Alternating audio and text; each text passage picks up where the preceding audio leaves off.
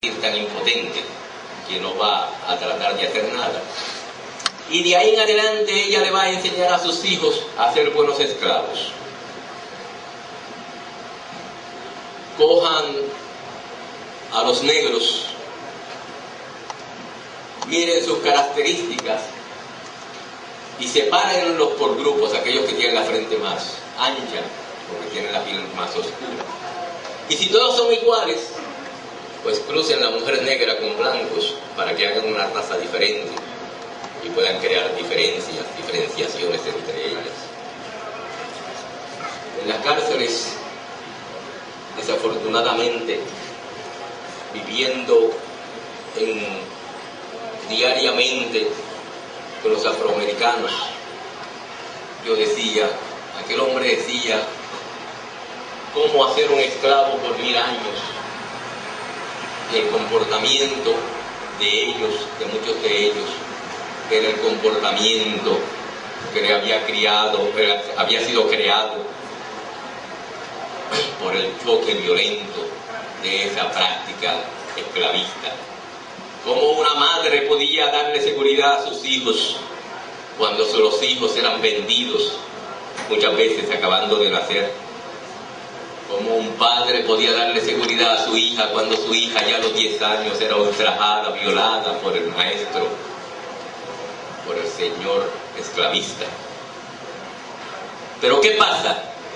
Que cuando estudiamos el colonialismo, vemos unas prácticas similares. Y también podemos decir colonialismo por 1000 años, o colonialismo por 2000 años. Y cuando vemos las tácticas, técnicas y prácticas del imperialismo español, del imperialismo británico, holandés, portugués en América, nos damos cuenta de que todavía en nosotros existe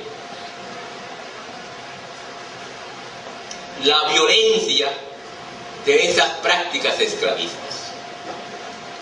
Le quitaron al indio sus creencias para darnos unas creencias más modernas, pero esas creencias se las impusieron a fuego. Aquellos que no creían los obligaban a creer porque los quemaban vivos. Pero no eran unas creencias de un cristianismo humanista, realmente humanista. Eran las creencias de un cristianismo que teníamos que ser subordinados, que teníamos que poner la otra cara de la mejilla, que todo poder emanaba de Dios, que el hombre en la tierra no tenía poder para quitar los gobernantes.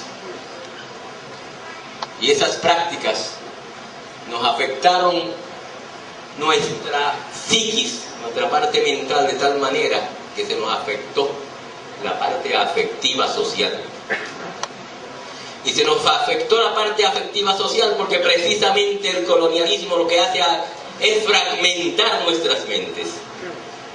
Y cuando vemos alrededor de nosotros cómo nos comportamos en términos de imponer nuestro ego, nuestras preferencias pequeñas, individualistas, mezquinas, sobre una lucha que tiene que trascender a nosotros mismos, que tiene que trascender nuestro propio ser, nuestro propio tiempo temporal o existencial, pues nos damos cuenta de que quien está funcionando en nosotros es la mentalidad del colonizado.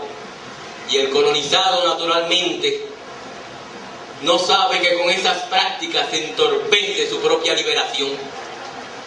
Él desconoce eso. Y ya es tiempo que nosotros empecemos a visualizarnos como entes liberados. Y el ente liberado tiene que ser más apacible, más humilde, tiene que ser más comprensivo.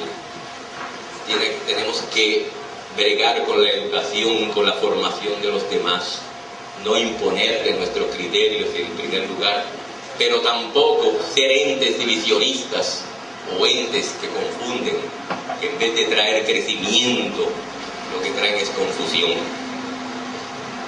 Esta noche yo quiero dejarle a ustedes ese mensaje, porque eso es lo que necesitamos. Y sobre todo en este momento histórico, donde surgen unas figuras como el presidente Chávez de Venezuela, como Hugo Morales de Bolivia, como anteriormente el gran líder de la revolución cubana Fidel Castro, figuras que están ayudando a descolonizar este continente, porque este continente nuestro todavía no ha sido descolonizado. A pesar de que nos han dado, o le han dado a algunos países algunos derechos, algunas libertades, todavía el indio, todavía el blanco pobre, todavía el mismo rico sigue colonizado, porque ese rico lo vemos cuando llega aquí a Estados Unidos a humillarse, a rendirle pleitesía, a sentirse inferior al cacique blanco. Tenemos que liberarnos. Pero la liberación no puede ser una liberación colectiva, como dice el cristianismo.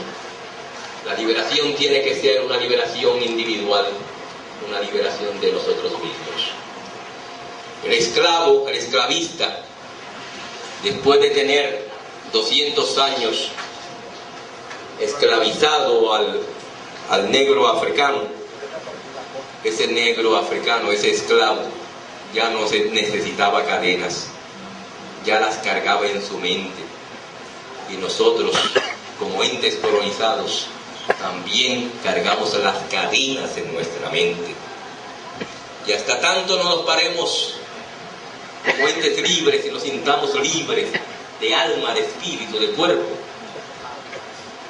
no vamos a romper con esas cadenas que existen en nuestras mentes.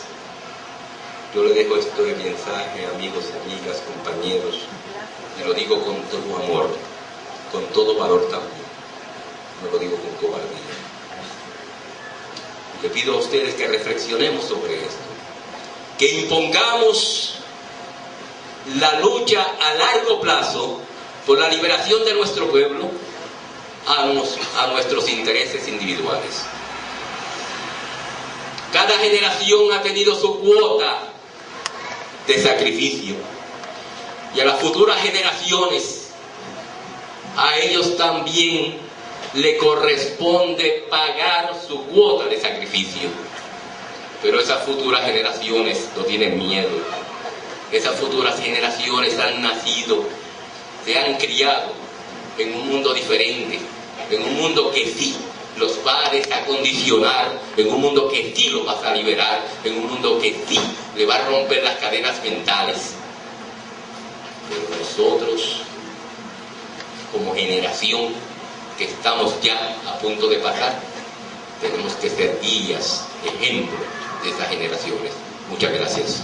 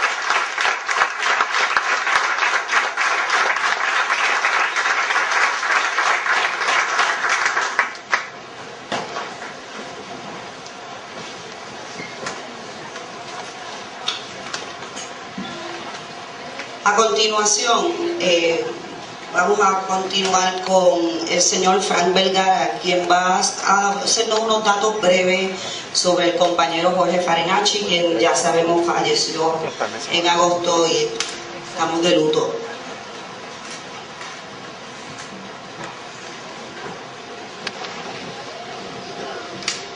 Todo boricua, todo boricua. Todo boricua. Como le dijo la compañera Alex, mi nombre es Frank Vergara. Como mucha de la gente que veo aquí desde los 70, he dedicado mi actividad política acá a favor de la independencia y socialismo para Puerto Rico. Yo tuve la fortuna de conocer a Jorge en el 73, siendo parte, claro, de una organización en esos momentos nacionalista e independentista, el Comité Movimiento de Izquierda Nacional Puertorriqueño aquí en Nueva York. Y conocimos a Fari porque Fari, como activista en Puerto Rico, siempre tenía la fama de ser una persona que siempre creaba puentes entre el movimiento aquí, independentista y progresista, y el movimiento de Puerto Rico. Después de años de colaboración, de trabajo con Fari, amigo mío de más de 30 años y compañero de lucha, nos envolvimos desde acá en Nueva York en la distribución de la revista Pensamiento Crítico, de la cual Jorge fue uno de los fundadores, en el trabajo internacional de las Naciones Unidas, en el trabajo para la excarcelación de nuestros prisioneros políticos nacionalistas, y siempre, estando en Puerto Rico y estando en Nueva York, veíamos que Jorge era uno de los líderes en el movimiento que tanto estaba trabajando en defensa de los intereses de los puertorriqueños, de los trabajadores en el movimiento sindical, como sirviendo de asesores en el movimiento